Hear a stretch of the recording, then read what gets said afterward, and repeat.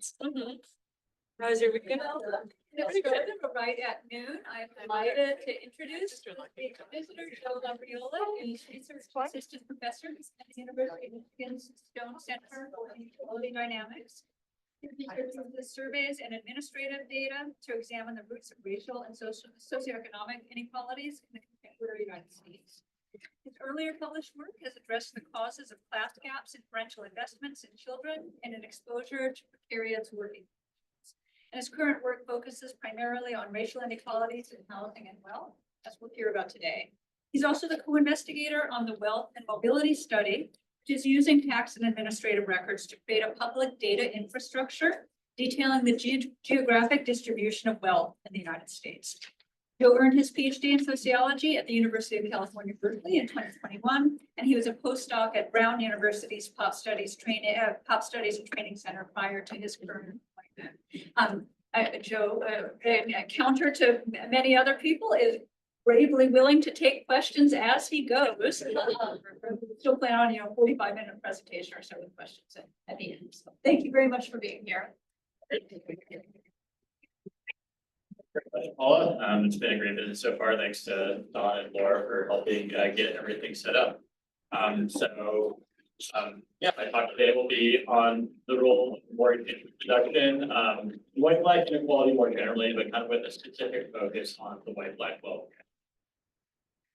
I'll start from this chart that I really like from a recent paper from Laura Duran and her colleagues, showing the trajectory of the white-black wealth gap since right before the Civil War to the present day.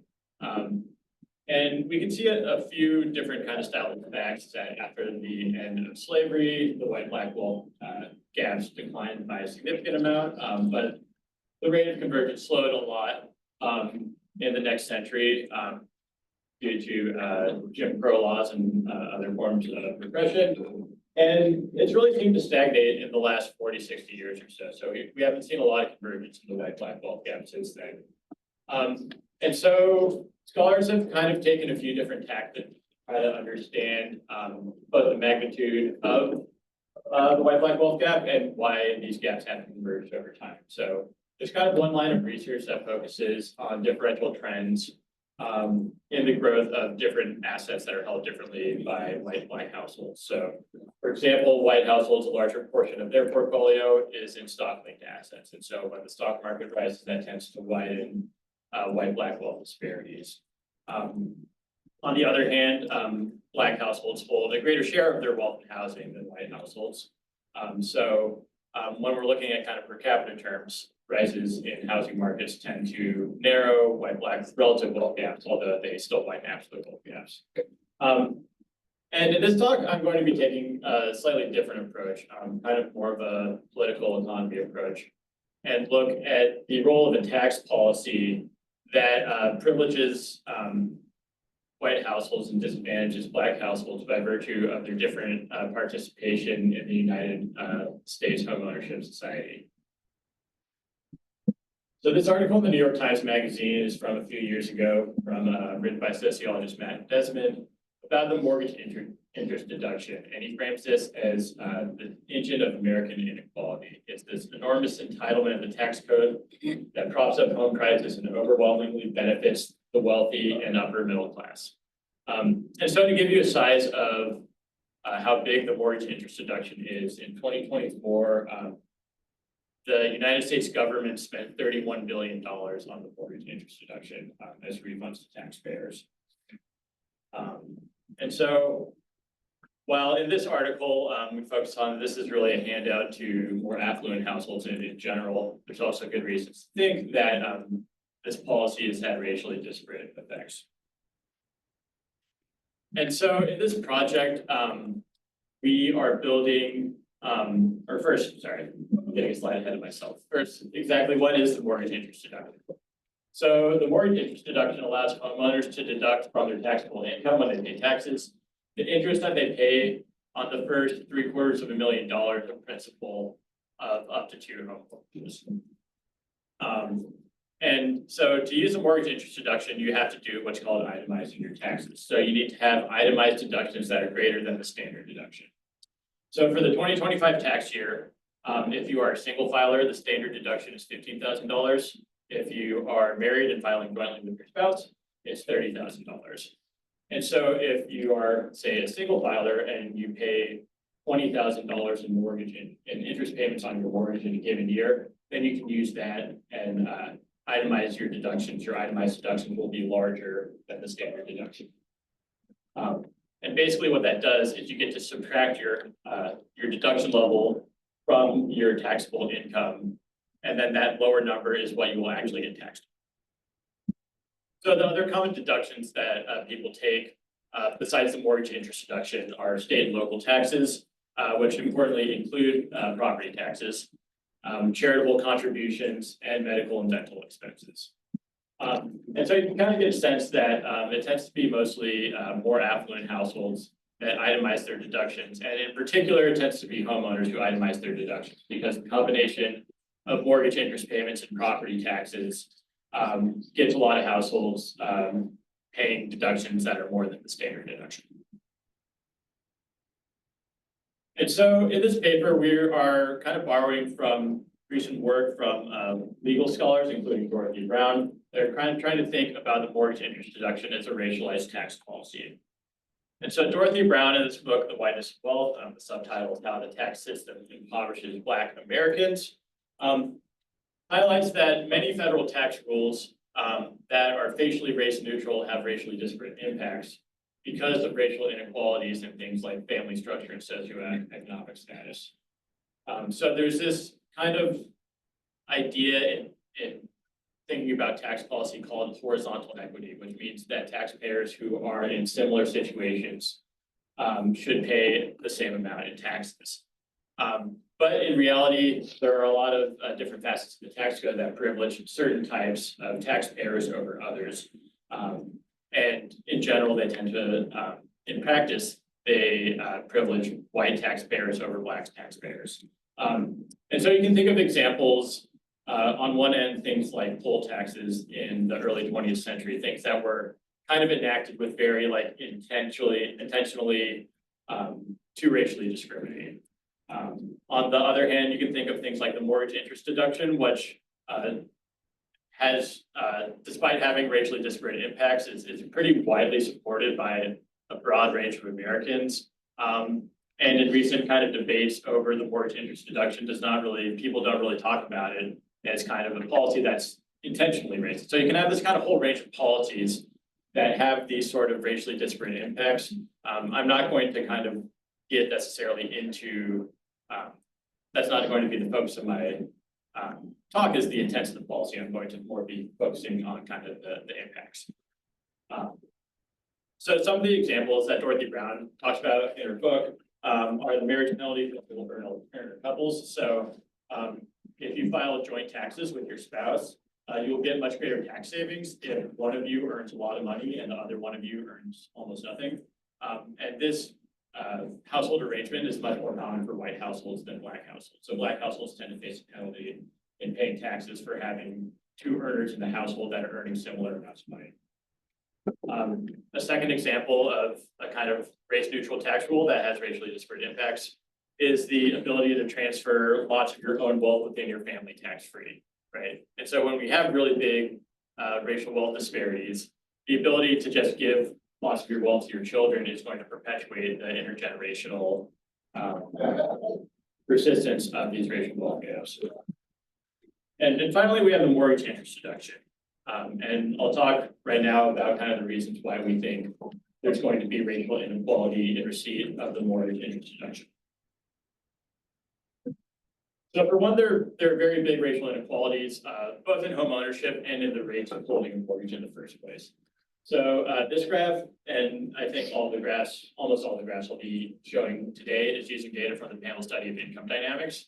It's tracks a nationally representative group of households over time, and has an oversample of Black households, so we can get pretty accurate looks of statistics of white and Black households over time.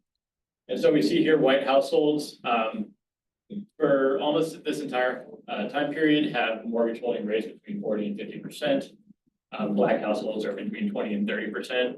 The home ownership gaps are even larger than this. It tends to be about, over this time period, about 70% of white households own their home, compared to about 40% of Black households. Second, so even conditional on having a mortgage, white households tend to have larger monthly mortgage payments than Black households. And so this graph kind of shows this. We see over this time period, the size of the mortgage payments goes up from the 80s to kind of about the end of the Great Recession, and then the average mortgage payments go down for both white and Black households, but the gaps are present throughout the entire time period. And so one of the main reasons for this gap is that white households just take out larger mortgages than Black households. They tend to live, they have greater wealth, so they can live in more expensive neighborhoods. The racial gaps in neighborhood differences tends to, it's partially due to these historical wealth differences, but also due to discrimination in mortgage markets, racial bias in appraisals, and the devaluation of home values more generally in segregated Black neighborhoods. Very briefly, I wanted to ask, they're adjusted by 2021. Yeah. Inflation. Yeah. So all the figures I'll show will be in 2020. Yeah. I noticed that some of the years are missing, but seems to be fluctuation. Yeah. Okay. Great question. So some of the years are missing. So the PSID has data in every year from 1984 to 1997. And then after 1997, it has every 2 years. The reason why I've highlighted these years is because they're the years that the PSID has wealth data. And so for the later analyses, you'll see the trends be between these years, but I end up kind of using the same x-axis for both of the graphs. Yeah, so sorry, a little confusing. Yeah. Okay, and so the PSID also has information. They ask households whether or not they itemized taxes in their last year. And I'll present some results in a second that'll show that people might not be very accurate in reporting how often they itemize their deductions, but still we can see very large gaps here. So for the entire time period, one thing to notice that I'll touch back on later is that after 2017, rates of itemizing dropped by a lot. So currently there's only about 25% of white households and about 10% of Black households itemize their deductions, but before that, rates of itemizing were much higher, in particular for white households. So there has been some previous research looking at white-Black inequality and the amount of benefits that the average household gets from the mortgage interest deduction. One of the big difficulties in trying to look at racial inequality in taxes is that there's no racial identifiers in tax data. And so researchers have kind of had to make some sort of indirect estimates. So there's some research by Harris and Parker that shows that basically zip codes that are whiter tend to receive higher rates of receiving mortgage interest deduction benefits. Some other work has looked at rates of mortgage holding in, say, other population data like the American Community Survey by race and income groups, and then compare that with the IRS data on the amount of mortgage interest deduction benefits that households in different income categories receive. And the third approach, which I'll use, we're going to kind of follow in these footsteps in this paper, is inputting household microdata into a tax simulation model and using that to estimate the size of the mortgage interest deduction benefits. And so there have actually been 3 papers published very recently that have taken this approach using slightly different data sources, but they all kind of come to a similar conclusion. They look at a year 2018 or 2019, and they find that mean white-Black inequality and mortgage interest deduction benefits was a little over $100 a year. So on average, the average white household is getting a little over $100 more of this benefits than the average Black household. So in this paper, we advance on this research in a couple of ways. So one is taking a broader historical look at trends in white-Black inequality and mortgage interest deduction benefits. And there are a couple of reasons to think that these kind of papers that look at the more recent years might be underestimating what the magnitude of this inequality was like in previous decades.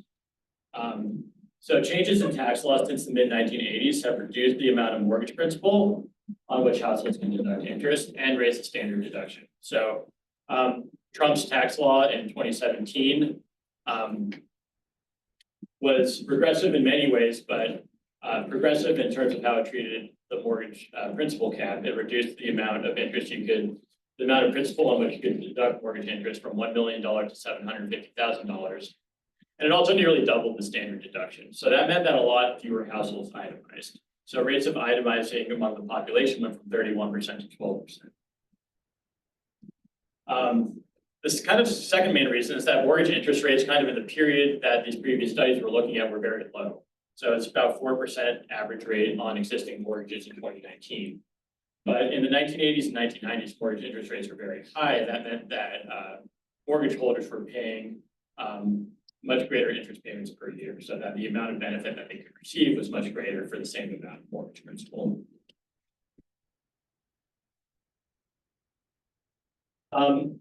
The second kind of advancement that we make on this literature is trying to look at how the accumulated benefits of the mortgage interest deduction over time might contribute to the persistence of white-black wealth gaps. And so we can think that even if the white-black gaps in the yearly mortgage interest benefits are modest, they can translate to larger gaps in accumulated benefits over the course of several decades. And in addition to this, we might think that for the same amount of benefits white households are going to receive, for the same amount of yearly mortgage interest deduction benefits, they might receive a greater amount of kind of wealth returns over time. So there's been research dating back to Du Bois actually that has kind of shown that Black households have a higher marginal propensity to consume than white households, in large part because greater liquidity challenges that they need to spend, they're more likely to need to have to spend their extra dollars instead of being able to save it. So that means that more of the mortgage interest deduction is going to go into savings for white households than for Black households. And Black families tend to also receive lower rates of return on their savings than do white families. Part of this is due to saving in different sorts of asset categories. As I said earlier, white households tend to be able to save more into assets like stocks, which have historically seen much greater rates of return. So as a result, we think that white families, they're not only getting larger benefits from the mortgage interest deduction year over year, but the savings should sort of accumulate more strongly for white families than for Black families. Okay, so again, we are using data from the panel study of income dynamics starting in 1984. That's the first year in which the PSID has wealth data. It is a representative longitudinal surveys of U.S. families and their descendants, so we are able to track the same family over time and accumulate these benefits within families.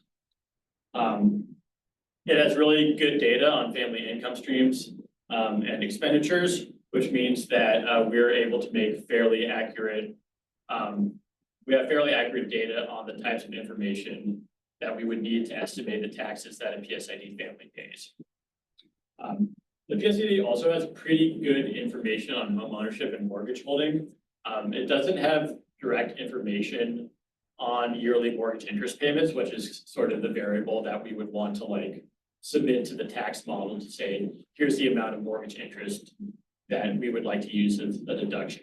So we have to make estimates of this. We use the data that the PSID does have on monthly mortgage payments, the remaining amount of mortgage principal, the current mortgage interest rate the household has, the year the mortgage was attained, and in some years they also have information on how far behind the household was on their mortgage interest payment.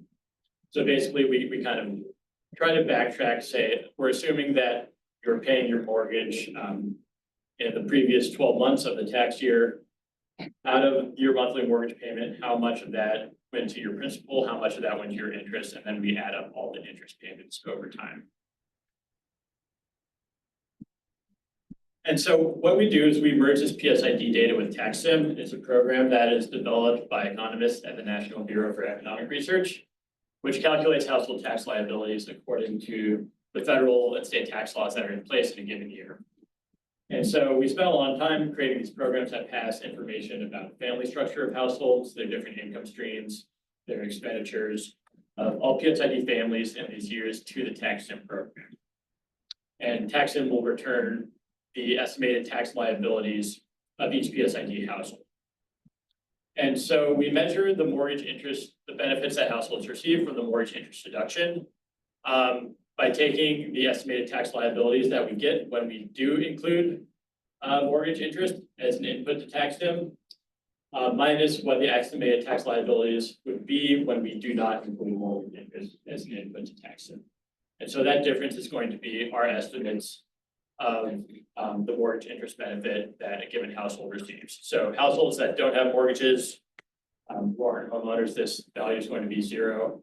If you do have a mortgage, but you are not receiving the mortgage interest deduction, this value is also going to be zero. So this value is only going to be positive for households who are receiving the deduction. And so we use basically these estimates of mortgage interest deduction benefits to estimate white-black inequality in receiving these benefits.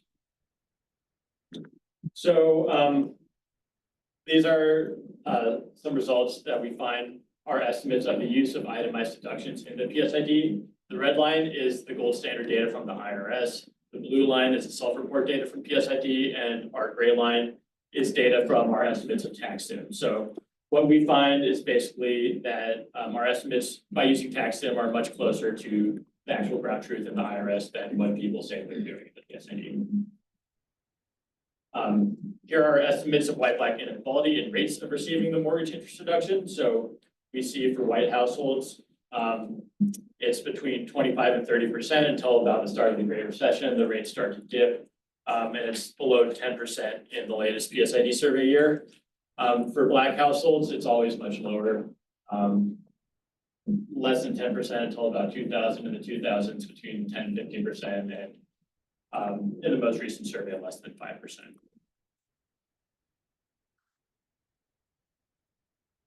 And finally, here are estimates of the mean gap in white-black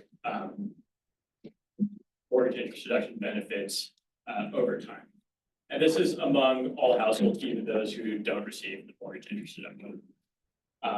And so we do kind of see consistency with what we would expect that both that this gap has existed over a long period of time, but the gap was much larger in the 1980s and 1990s than it was today. And this is in part because, as we saw on the last slide, just a lot fewer households are actually taking the mortgage interest deduction now than they used to. Can you explain what 1,000 percentage mean? Ooh, good question. That should say dollars. Yeah. Sorry, was that your question as well? No, I was wondering, is the dip in take up of the mortgage interest deduction due to people not buying homes, or is it because of the progressive changes in the tax law? I guess that was 2017, but like shifts in the cap. Great question. I will get to that. Oh. To some of that, I think Okay. I hopefully I'll answer both your questions in a slide or two. Okay, and so again, this is among all households. If we only look at households who do take the mortgage interest deduction benefit, we do still see a gap, but it's not quite as big. Okay, so yeah. Those numbers seem really small to me. I would have thought that people only get $200 a year off their taxes from. So this is the average benefit, but if we want to look at the conditional gap for like white households, for example, so in 2021, like 8% of households are taking the mortgage interest deduction, and if the gap is $150, then the average person who is actually receiving the deduction is probably getting like $2,000 on average, the benefit. Yeah. So again, these are unconditional benefits. Yeah. You break it down by how long they've had their home, since people pay more interest at the beginning. Yeah, that's a good question. I have not looked at that, but you're right that people are paying more interest in the beginning of the mortgages, so you would expect to see, differences by tenure or by how long you've had your home, probably also by age as well. Yeah. Okay, so trying to understand some of the mechanisms that are at play here. So why do we see these large gaps? So if any of you read the paper, this was not in the paper, this is something we did over the weekend. So we're decomposing these mean white and black mortgage interest deduction benefits as follows. So basically the mean benefit, which is on the left-hand side, your mean benefit given that you are a household of a given race, is equal to your probability of home ownership, given that you are a given race. Your conditional probability of holding a mortgage, given that you are a homeowner of a given race. Your probability of itemizing, conditional on having a mortgage, being a homeowner, and being of a given race. And then the expected value of your deduction, given that you are itemizing. And so we use this formula. This is just basically the same formula as above, but we're looking at the white black gap and mortgage interest deduction benefits as these conditional probabilities, this chain of conditional probabilities for white households minus the chain of conditional probabilities for black households. And basically we kind of look at these 4 different factors: home ownership, your conditional probability of holding a mortgage, your conditional probability of itemizing, and your conditional probability or your conditional expected value of mortgage interest deduction benefits, and decompose the white black gap into these 4 different components. And so the way we do this, basically, for home ownership, we ask, okay, what if we equalize the probability of owning a home among white and black households? So we just replace, for black households, we replace probability of H given B by probability of H given W, and look at how that would affect the white black wealth gap. And so the one issue with doing that and thinking about the decomposition is that it is sensitive to the ordering of whether you're equalizing home ownership and then holding a mortgage, or equalizing holding a mortgage and then home ownership, et cetera. So what the Shapley decomposition basically does is it looks at all the different ways you can sequentially equalize white black gaps among these 4 components, looks at how in each of those ways that would affect the white black gap and mortgage deduction benefit, and then averages across.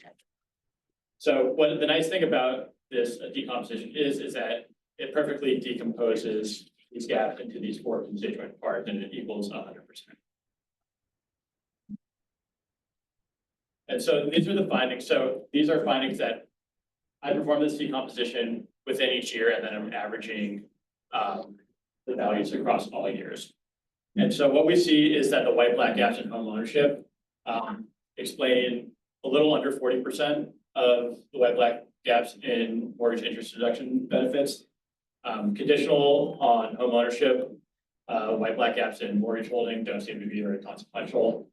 But conditional on holding a mortgage, there's still strong white black gaps in itemizing on your taxes.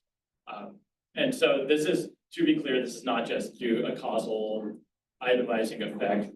The differences in itemizing are due to, not just things like different rates of charitable contributions, but also differences in income, things like that, that make you more or less likely to itemize. And then finally, we see conditional on itemizing white households still receive a greater mortgage interest deduction benefit than black households. And one of the reasons this could be the case is that white households tend to have higher marginal tax rates than black households, so they're probably going to get greater benefits from lowering their amount of taxable income. Okay. So this is getting a little bit to the role of changing tax policy over time. I don't want to spend too much on this because there's lots of different things that are changing in the tax policies over time. Basically what we do is we say, okay, what if over this entire period we held the same tax regime in place? What would these white black gaps look like?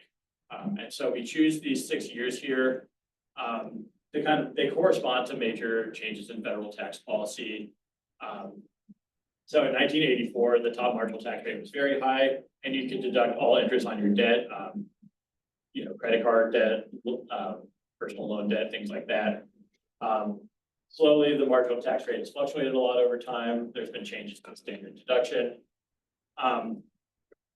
Without trying to get into the weeds on all these changes, here are the results. So the bolded black line shows the actual white black gap of what we estimate is white black gap and mortgage interest benefit deduction benefits over time. The darker lines indicate tax years that are further in the future or further in the past, and the lighter lines indicate tax years that are more recent. What we see is kind of interesting and maybe a little bit unexpected is that tax policies over time have made this white black gap and mortgage interest deduction benefits smaller.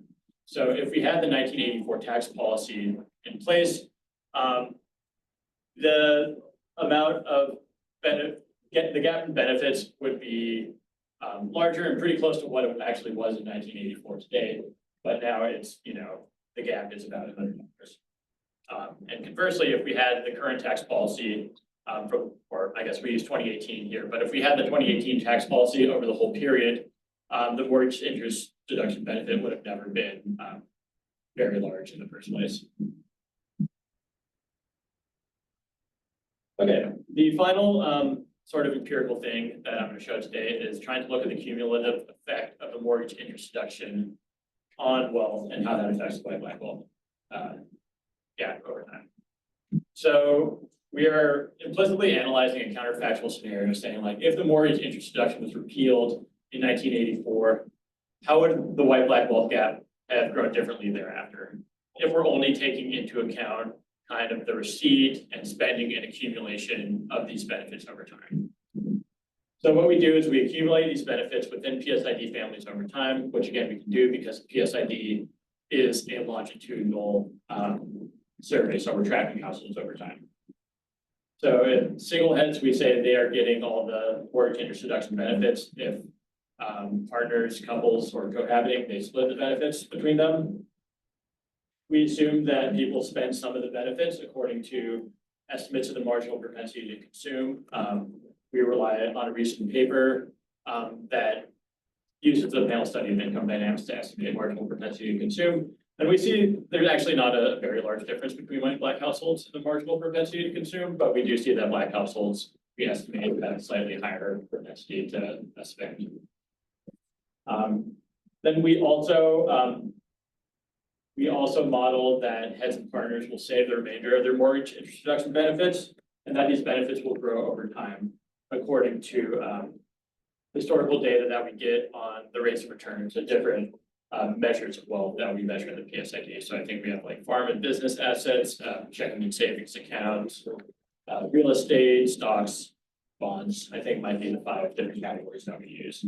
And so the way that we model racial differences here is just looking at the PSID wealth data, looking at racial differences in the holding of different asset groups, and estimating what the rates would be like for given years based on those estimates of racial differences in wealth holdings.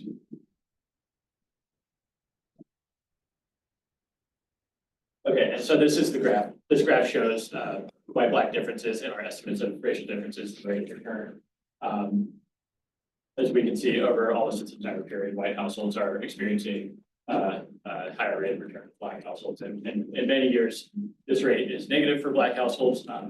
The reason why the rate turns negative is mostly because we assume that vehicles depreciate at 15% per year, and a lot more wealth than I would have realized is held in vehicles for many households. So we calculate the counterfactual wealth for each PSID family year using the actual family wealth that's reported in the PSID minus our measure of the accumulated benefits that account for the yearly benefits and then spending and then saving over time. We use this counterfactual wealth to calculate white and black wealth distributions. And then we looked at what we're calling first order effects of the mortgage interest deduction on the white and black wealth gaps. And to do this, we're just comparing the actual wealth distribution that we get with the PSID to the counterfactual wealth distributions using these counterfactual wealth measures. Okay, so the red line here, we show our estimates of the contribution of the mortgage interest deduction to the median white black wealth gap over time. And this line we estimate is fairly linear over time. And our estimates is that just these processes of getting the benefits, spending and saving account for about $10,000 in 2021 dollars of the white black wealth gap over time. We also look at the median white black wealth gap, which is kind of interesting because fewer than half of households are actually receiving the mortgage interest deduction. And so you might not expect that the mortgage interest deduction would really be affecting the median gaps, but we do find a pretty substantial effect that's almost as big as the median effect, so $6,700. And so this is suggesting that a lot of households who are lower in the wealth distribution, a lot of white households in particular, are indeed benefiting from the mortgage interest deduction. And so to put these numbers in context, we also calculate what this contribution looks as a percentage of the actual white black wealth gap in these years. And so the contribution as a percentage of the mean white black wealth gap, we estimate is about 1.7%. For the median white black wealth gap, we estimate that the mortgage interest deduction accounts for about 3.5% of the gap. So not enormous, but for one tax policy, I think it's made a substantial impact over time. So to wrap up and summarize, so what we do in this paper, we show that there are persistent and historical white black gaps in mortgage interest deduction benefits. The size of these gaps was between about $500 and $700 between 1984 and 2008. And so this is a lot larger than the previous estimates, right, which had found gaps of about $100 that we're looking at in recent years. We also show that white black gaps in home ownership and white black gaps in the likelihood of itemizing, even given that you hold a mortgage, are important causes of these white black gaps. But we also show that even conditional on receiving the mortgage interest deduction, that white households still receive a larger benefit than black households. And we also show that changes in tax policy over time have reduced white black gaps. We're not really able to get into kind of exactly what the specific changes in the tax policy were, but the effect is pretty monotonic in one direction. And finally, we show that the accumulated mortgage interest deduction benefits over this period of about 4 decades account for a small but significant proportion of white black wealth gaps in 2021, both mean gaps and median gaps. So I'll talk a little bit here. I called our estimates of the counterfactual or first order effects, right? And the reason why I say first order effects is because changing the mortgage interest deduction would be a very large change to the tax code. It's something that's been ingrained. It's basically been since we created the federal income tax in the 1910s. People have been able to deduct mortgage interest. And so it would lead to a lot of large changes in how households, in both how households are deciding to spend their money, where they're deciding to allocate their resources to, but also in housing markets in general. And so to think about whether what I just showed you is credible, we wanted to think through what are some of the other effects that would happen if we repealed the mortgage interest deduction. So one effect that could happen is that families who had benefited from the mortgage interest deduction but no longer could might pay off their mortgages more quickly, since holding mortgages is now more expensive, since they have to basically pay all the interest and not just all the interest minus the part that they got back from the benefit. So we do some estimates and kind of find that we only think a small percentage of households would likely do this. Basically, we try to calculate what the effective interest rate on mortgages is under the mortgage interest deduction and what it would be if it were repealed, and try to say, okay, are you earning, is the cost of holding that mortgage now more than what you would receive if you put that money in the stock market or in a savings account or something like that. And we find it just really tends to not be a very big deal. It's a little unclear to me that it would affect the white black wealth gap, but if anything, we think the effects would likely be small.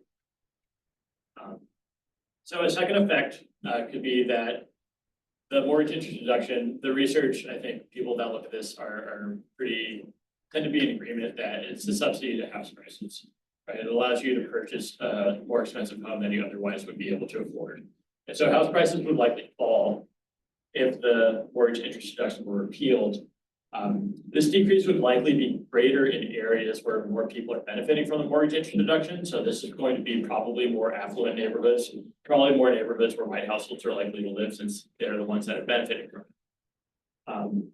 And so it's likely that white households are going to would face greater wealth loss from this, both because they're more likely to benefit from it, but also because a fall in house prices is going to affect their wealth by a larger amount than black households. So this would sort of indicate that our effects are likely to be kind of a lower bound if we believe that a fall in house prices would further reduce white black wealth gaps. And finally, we think that there would probably be some heterogeneous effects on homeownership. Where you'd have some people who were homeowners and benefiting from the mortgage interest deduction might decide, hey, it makes more sense to rent now. Now that homeownership is more costly, but the fall in house prices can also help some households who would not have been benefiting from the mortgage interest deduction had they become homeowners. They say, hey, now house prices are cheaper, now I can become a homeowner. And so we would probably think that the households who are going to choose to move towards renting are probably going to be more likely to be white households. The households who are going to choose to transition to homeownership or be more able to are, relatively speaking, more likely going to be black households. So we think this could produce white blackouts in homeownership. And if homeownership is this, as commonly stated and argued, this source of wealth creation and generation, then we could also think that repealing the mortgage interest deduction could have good effects on reducing the white black wealth gap. So theoretically, a couple of takeaways that we have from our paper. One is that what we do is demonstrate how racialized tax policies can have tangible effects on racial wealth inequalities. And so even race neutral tax policies are going to advantage the groups who are better positioned to benefit from the policies. And so we just, in this paper, just only look at one example of one of these tax laws, but there are many other tax laws that deliver outsized benefits to white households. And I think be a good path for future research for folks to look at and try to think about what are some of the effects of these other tax policies on racial wealth inequalities. And in general, there's kind of a smallish subfield within sociology, fiscal sociology. And this kind of suggests that we should be trying to link fiscal sociology and stratification a little bit more, especially in thinking about how fiscal policy is generating racial wealth inequalities. The second theoretical takeaway is that wealth accumulation is a social and racialized process. So both in the sense of cumulative advantage processes or Matthew effects. This is perhaps one of the oldest sociological ideas is that favorable initial positions can be used to secure further gains. So in the sense of you receive a mortgage interest deduction benefit in 1 year, that can actually grow and then lead to lots of wealth in the future. But also in the sense that accumulation is racialized, that white households are able to reap greater benefits from the same level of receiving the mortgage interest deduction. So I'll close briefly here by talking about where we're going next with the mortgage interest deduction. So Donald Trump's Tax Cuts and Jobs Act is up at the end of this year. And right now, one of the things that Congress is doing, if they're doing anything, is thinking about how they're going to pass a new tax bill. And so I said earlier that the Tax Cuts and Jobs Act really limited the amount that households were able to benefit from the mortgage interest deduction. So if we go back to what the old rules were at the end of 2025, the expenditures on the mortgage interest deduction would go up by about 2.5 times. So it would go up to an estimate of $84 billion in 2026. There are a few different proposals that people have thrown about for reforming the mortgage interest deduction to make it more equal. One is to reduce the principal on which the mortgage interest deduction could be applied. So instead of $750,000, you can make it $500,000 or $250,000. That would make things more equal for households. Second, you can convert the deduction from a deduction to a tax benefit. And so that way households who don't itemize on their taxes would still be able to benefit from getting some relief from their interest payments. And because again, we see that even conditional on holding a mortgage, we see that white black gaps in being able to itemize exist. That would reduce the inequality generating effects of the deduction. And a third proposal is removing the ability to benefit from mortgages from second homes. As you might expect, based on racial gaps in wealth, white households much more likely to own second homes. It's not a huge percentage of households, but this would also reduce inequalities by a little bit. So sort of good and bad news is that nobody really wants to touch this mortgage interest deduction. It's very, again, tends to be pretty politically popular. The good news is that, a lot of these changes that have been made over the last 4 decades have made this policy a lot less unequal than it used to be. The bad news is that I don't think any of these changes that I'm proposing are likely to happen, so. I'll end there, thanks so much, looking forward to questions.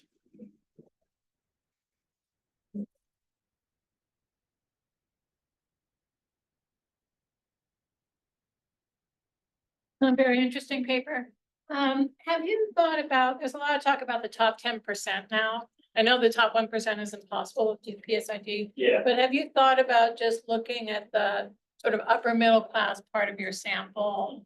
Where people have advanced degrees and and just looking at them and seeing how that might make a difference. yeah, that's a good idea. Yeah, we haven't really done a ton of subgroup analyses other than looking at the white black inequalities in this.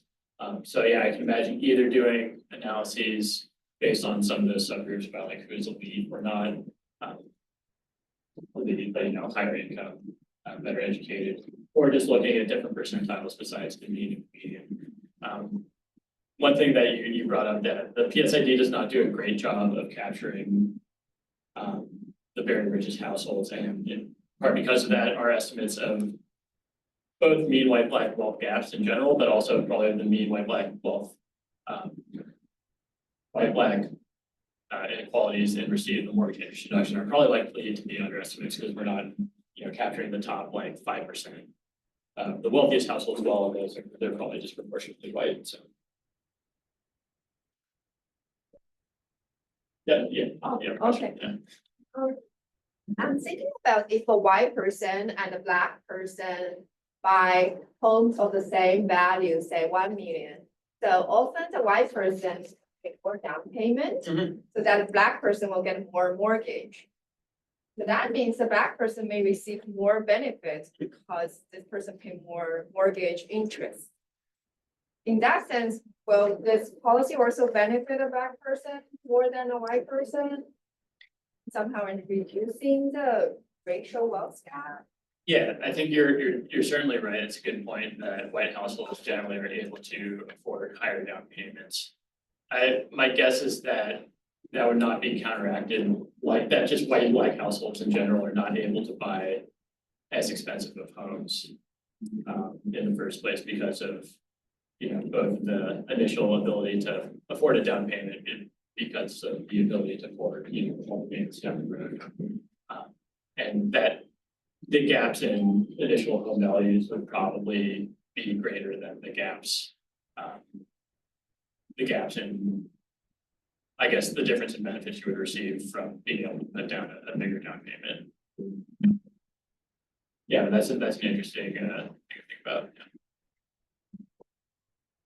I'm curious if so I really appreciate kind of the historical trends, but I'm curious if you could give us kind of the overview of how the Great Recession kind of affected certain parts, not only thinking about it policy, but also kind of this historical event.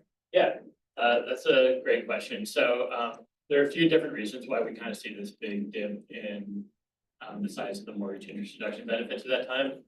One is that homeownership rates went down, right? There were a lot of households had to stop making their mortgage payments, had their houses foreclosed on. And so that was one big driver. Presumably kind of the fall in GDP, you would see people are either less likely to itemize or they're in lower tax brackets, so their amount of itemizing is a little bit lower. But another really important factor is that interest rates went down, started to go down around that time. And the 2010s in general were just a period of very low interest rates relative to previously. And that just meant that people were paying a lot lower, their interest payments were a lot lower than beforehand.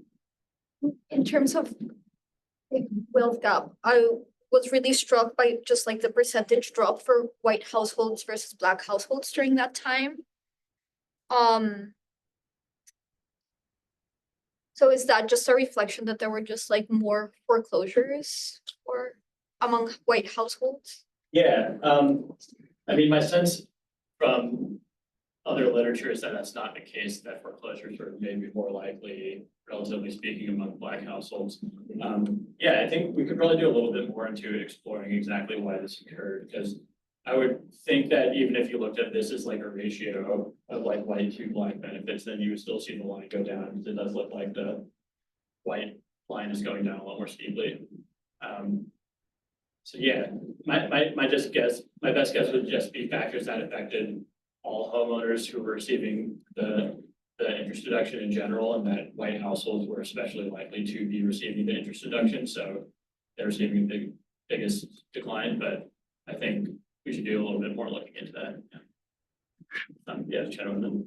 So, first of all, another way of looking at this is that you're focusing on what more we could do to reduce this gap, but another takeaway that's really striking from this graph to me is that if he had done nothing else, raising the standard deduction and limiting itemized deductions is a great sort of race neutral, class-based thing that has a dramatic inequality reducing effect. So that had been the only thing we had done, you know, we would have, that would have been a really striking achievement. But I also wanted to pick up on Annette's question about age. Like, I wonder what this would look like if you were looking at recent home buyers, if it would be, you know, where you're paying so much more in interest. And the only other question also is, what about Latinos? Is that something that you could do with this ID or? Question. Short story is, no, there's not enough of a sample size to look at the distribution of wealth. We can make estimates, but I'm not totally sure that they would be reliable enough for needs even. But so when some of this previous research has done that they've used like estimates from the American Community Survey to kind of make estimates of mortgage holding, make some assumptions about how long people lived in their house, what their interest rates would have been like when they bought it. And I would think from the American Community Survey, you could probably make pretty good estimates. The Survey of Consumer Finances also might have enough data. I know that for the first time this year, they were able to get measures of wealth for Asian households as well as Hispanic households. So I'm not sure exactly what questions they ask about it, but that might be a good source for that. Sorry, your second question was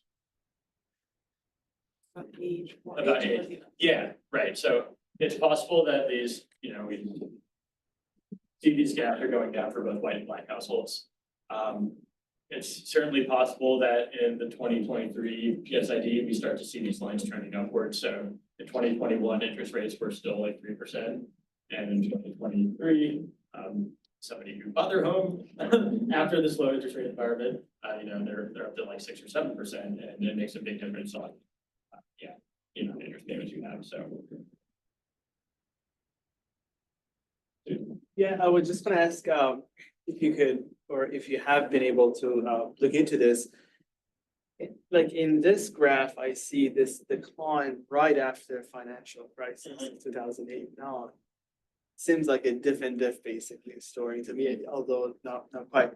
If you think financial crisis of 2008-9 has got something to do with this reduction as well. Yeah, I think yes, and I mean, I think we can kind of see it somewhat more clearly here, right? This is kind of saying if we're holding tax policy constant, then we're still seeing a reduction kind of over this period, and it looks like it is steepest kind of in the years where the Great Recession was most intense. Again, my best guess would be a lot of this is just due to lower rates of home ownership, lower interest rates, things like that. But yeah, I think that's probably an area to think about a little bit more. I had a question about some of the assumptions made by the tax sim. Like you've been talking a lot about how likely people are to itemize, and I imagine people don't always choose like what's most advantageous to them. So like, how does the tax sim handle that? Yeah, great question. So tax sim basically assumes that everybody's making their optimal behavior. So if it's like $1 more effective to itemize, then they're going to itemize, even though I saw a paper that suggests that a lot of households who would benefit from itemizing don't, and they leave like an average of like $600 on the table by doing so. And so that, I mean, that suggests that, you know, itemizing is kind of a pain for a lot of people, and it's just like way easier to take the standard deduction. the paper did not have any information on any sort of racial differences in itemizing. Again, because the PSA or because the IRS doesn't publish any statistics based on race. And I'm not even sure the IRS would publish statistics on like non-itemizing, even though you could have.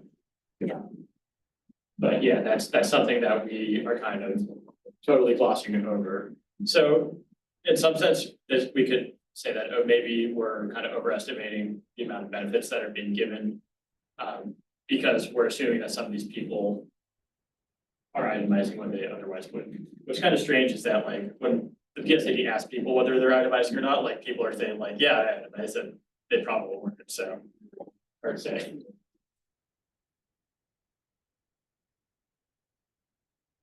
I thought, that my understanding is with the PSID, that white families are more likely to get a gift for a down payment than black families.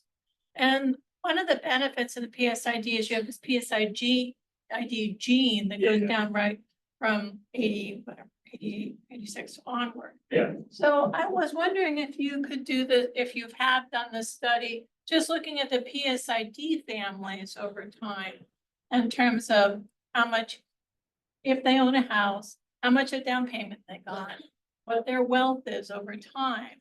Because you have almost all these years too, just within the sample. Yeah. But I mean, it's sort of over my pay grade, maybe the sample numbers get too small. No, I mean, I think you could do that and try to aggregate these benefits again, like I think they call it like PSID plan and all of these expert levels, of course. But you're certainly correct that they have good information about intergenerational transfers. And I actually have another project that is looking specifically at this. It's not looking at racial inequalities in transfers, but it is showing that these transfers of money from parents to their children tend to be timed around the time of home ownership. They're very strongly predictive of when a child is going to transition to home ownership or not. It's hard to tell a causal story with that because they're usually given for the purpose of transitioning to home ownership. But yeah, there's a lot that can be done with this data. Kind of in a similar vein, if white families are more likely to or the white children are more likely to receive some sort of down payment gift, then they're more likely to buy houses that they're really not able to afford, at least themselves. And so I'm wondering about like racial differences in reliance on things like the mortgage interest deduction when you're deciding how much you can afford. If the white children of wealthier parents are not necessarily going to be thinking about whether they can afford the house because they have this they have help and they don't necessarily need to think about it in the same ways, but then they're also probably more likely to know to be more, if they're coming from a wealthier family, they're going to be more familiar with itemizing and the sort of tax code and the specifics of how to write it off exactly the right way to get more money. And so I'm wondering, I don't know if you can necessarily answer that with this data, but if you've thought more about how people are thinking about affordability relative to tax code, but then also factoring in gifts. Yeah, no, great questions, great thoughts. I think there's definitely like an insurance function to parental wealth where people feel like, oh, I'm gonna buy this house and maybe I'm gonna need to have my income grow in the future to be able to maintain this house long term. But if I get into trouble, then I'll be able to rely on my parents. And so one of the helpful things that I think she was getting to is that if you have a higher down payment, if your parents are able to help you out with that down payment, that lowers your cost over time. Because your monthly payment is going to be lower. And I would also, generally imagine that, children of wealthier families are more able, or maybe they're getting more advice of saying like, hey, it might look like your monthly mortgage payment is $3,000, but really you're going to get $500 that back in taxes if you are itemizing your deductions. So, Both directions. yeah. Fascinating. One more question, if there's anything. We'll wrap up. Thank you. That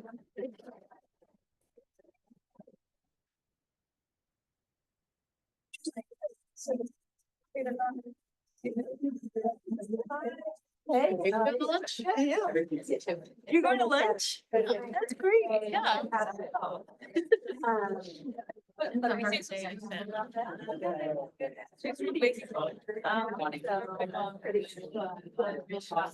wonder. So high. My body is not. Yeah. It was, sorry. Oh, it's your weekend. You're like, we're summer. Yeah. Yeah, I always see the Go team. training sessions at PAA. These students are backwards. Yeah, okay. There's a. Great. How have you been doing? You asked me what? Okay. I just feel really busy, but Yeah. Yeah. Thanks. yeah, I don't want to. Oh, yeah. Always when I bike, the thing keeps up. I always feel like. Yeah, it's fine.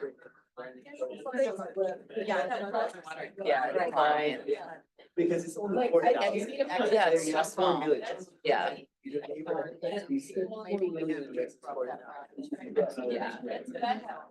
Good to see you. Nice seeing you too. Yeah.